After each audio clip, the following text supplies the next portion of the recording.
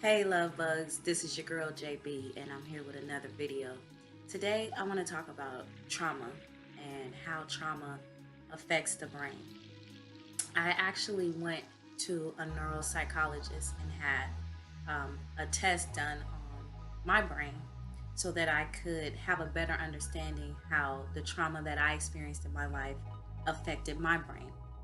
And so basically what they do is when you have this sort of test done is you do like a series of different types of tests like matching shapes, some reading things, some math things. So it's a number of different sort of like little small tests over, I think it was for me for a 2 day period.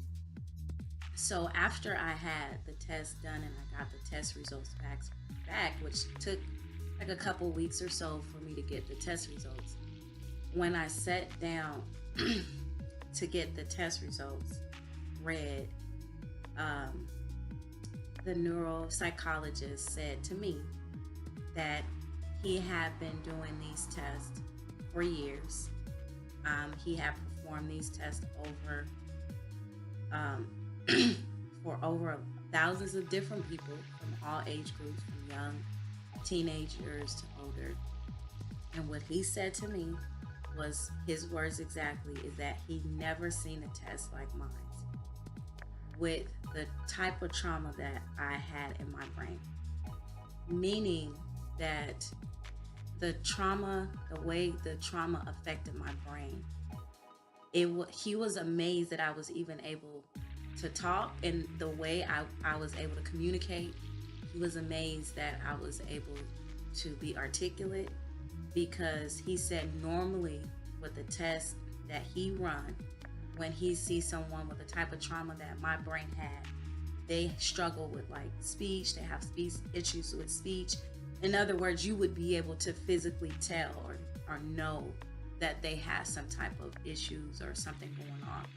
And that wasn't the case with me, and he was very confused and perplexed, to say the least, at how I was able to be so articulate, how I was able to function and take care of myself on a day-to-day basis with the type of trauma that I had.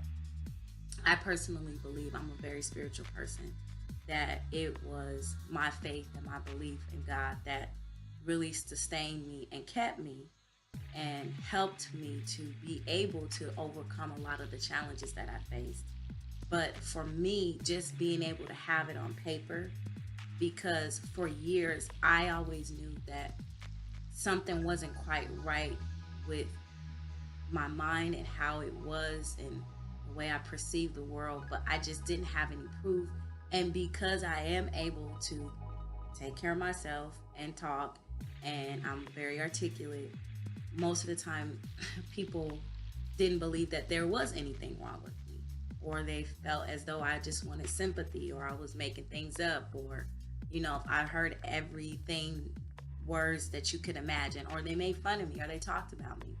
One of the things that I struggle with from the trauma is memory loss.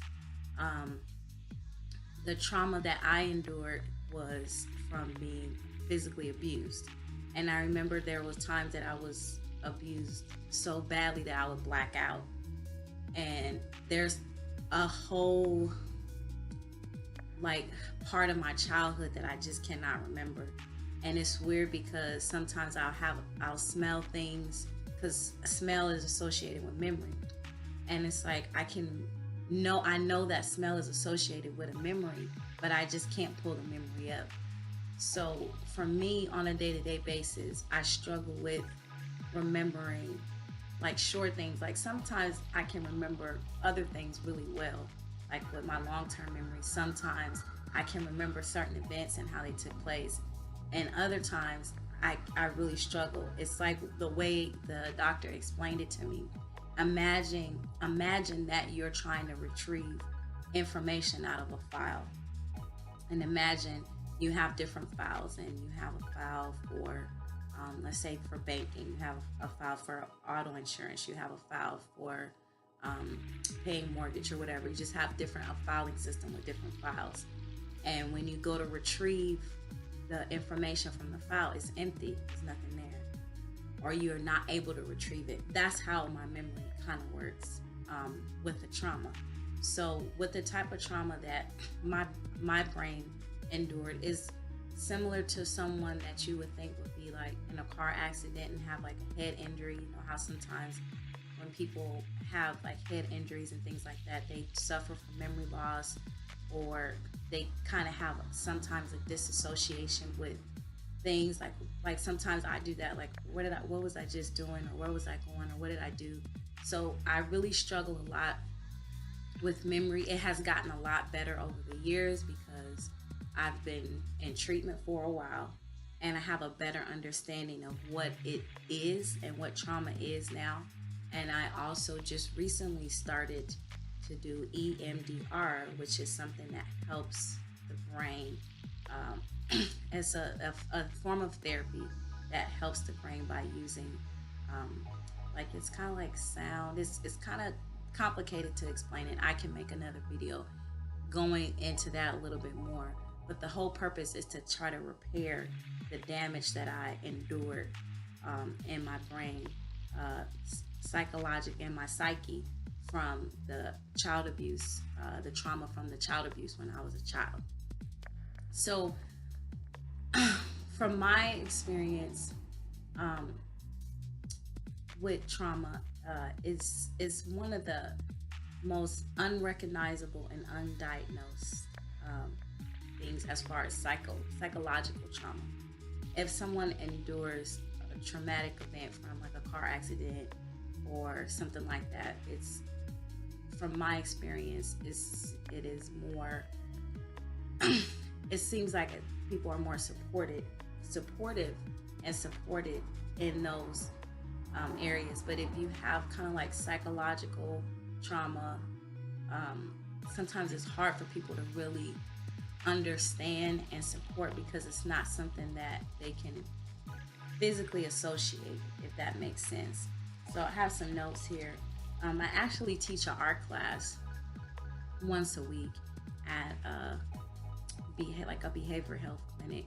And one of the things that I notice, some of the things that I get my information from, that I'm sharing in the video, is from the things that I use from teaching my class, that I create a curriculum to teach. And so what I do with the curriculum that I create is I associate different topics like trauma, self-care, healthy boundaries with an art project, because what I've learned for me is that when you associate something, like, for example, if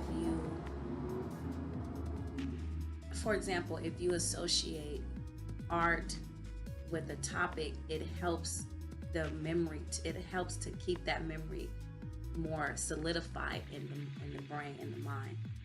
And also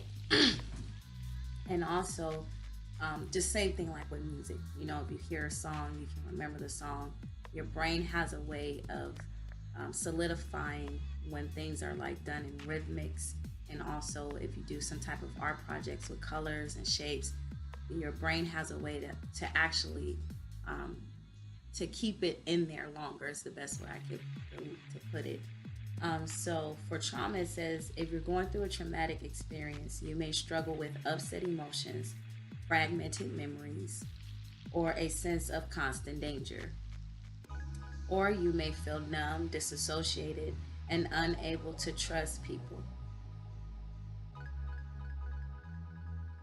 When bad things happen, it can take a while to get over the pain and feel safe again.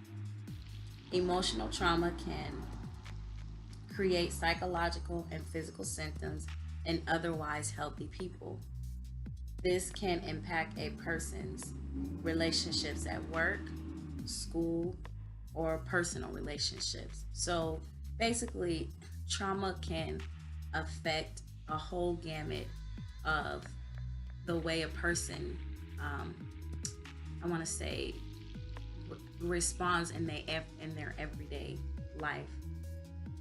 And if you don't know that you have, like, I knew that there was something not quite right because of just how things things would seem to me in my reality, but I just did not know what it was. So once I understood that it was trauma and I had trauma, and I understood what trauma was, then I was able to better navigate through uh, my day-to-day activities, because I understood what my brain was doing and how my brain was trying to function with through the trauma that it had endured. And that was a big help for me. And the thing that helped me the most of anything, more than anything, was art, because art really helped me to heal, and it helped my brain to kind of organize my thoughts, because my thoughts always felt like they were all over. The same analogy that I used earlier with the filing cabinet.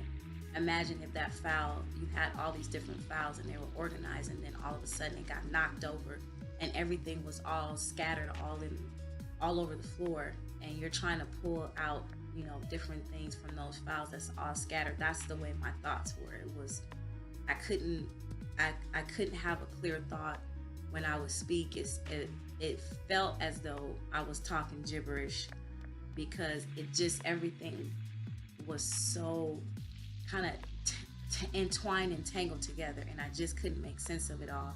And it was just because my brain was so traumatized when it was trying to formulate thoughts and put sentences together and concepts. My brain wasn't able to make the connections. So now that I'm much healthier, and now that I teach art class and I help other people, I can see from my perspective when someone else is struggling with trauma, whether they realize it or recognize it or not, whether I'm teaching or whether I'm just out in the everyday world, I can realize it and I can recognize it. Oh, that person probably has suffered with trauma. And it may not be something that you may necessarily have known, but you've just known that's something you struggle with, different things. It could be trauma. And like I said before in another video that I did, is trauma is different for everybody. It doesn't have to be physical trauma, like I endured physical trauma as a child, but it could be emotional trauma, can affect the brain as well. Like I said, obviously, if you're in an accident or anything like that, obviously that would affect the brain. But there's different types of trauma, and there's different ways the brain responds and associates with different trauma. So I think what helps me and helped me the most is meditation. Meditation is something that I wasn't aware of before, but I have become more aware. And basically for me, it's just relaxing the mind and helping the mind to kind of like recharge, reboot. I listen to very quiet, relaxing music, 10-15 minutes a day. That helps me to kind of reset my brain and give my brain a chance to actually continue to heal and repair. To me, it's a lifelong journey of healing and recovery, and I just take every day as it comes and take one day at a time on my journey. Hopefully this video is helpful and informative, and until next time, peace and blessings.